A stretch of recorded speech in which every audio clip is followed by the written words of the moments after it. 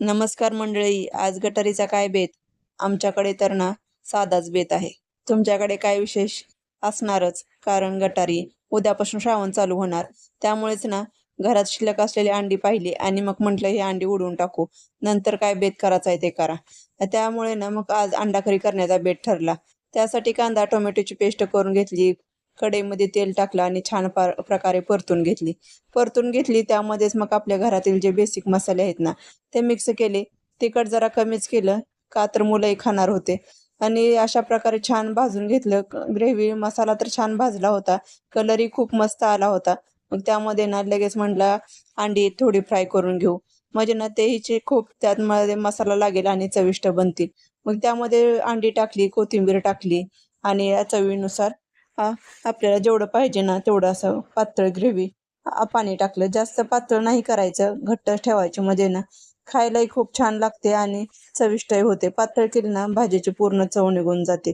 त्यामुळे अशा प्रकारे तर भाजी केली आणि 10 मिनिटे शिजायला ठेवून दिली. त्यानंतर मात्र चपात्याची तयारी चालू केली. चपात्या करण्यासाठी कणिक मळून घेतली. परत लाटण्यासाठी लाटणं, तेल, पीठ, अशा प्रकारे माझी छोटी तयारी चालूच होती. आणि मुलांची इकडे वेगळीच गडबड चालू होती. मुलांना प्रत्येक गोष्टीत कामात मदत करून काम वाढवायचं असतं.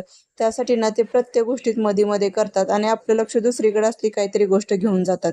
अशी धावपळ तर आपल्या प्रत्येकाच्या घरात असतेच. का तर मुलांकडे थोडं तरी लक्ष द्यावंच लागतं. नाहीतर मुलं अशा प्रकारे काहीतरी करत राहतात आणि त्यांना वाटतं की प्रत्येक गोष्ट त्यांनाही काम करू द्यावं. त्यामुळे त्यांची अशी मध्ये मध्ये गडबड चालू असते. तोपर्यंत माझी भाजी शिजून तयार झाली. अशा प्रकारे छान दिसायला तर खूप सुंदर दिसत होती, चविष्टही झाली. भाजी तयार झाली. मग चपात्याही गरमागरम करून देण्याचं माझं काम चालू होतं. पण माझी धावपळ खूप होत होती. हे पाहून मात्र मिस्टरांनी मदतीचा हात पुढे केला. एकाने चपात्या लाटायच्या, दुसऱ्याने भाजायच्या. या कामाच्या छोट्याशा वाटणीमुळेही एक वेगळाच आनंद होता.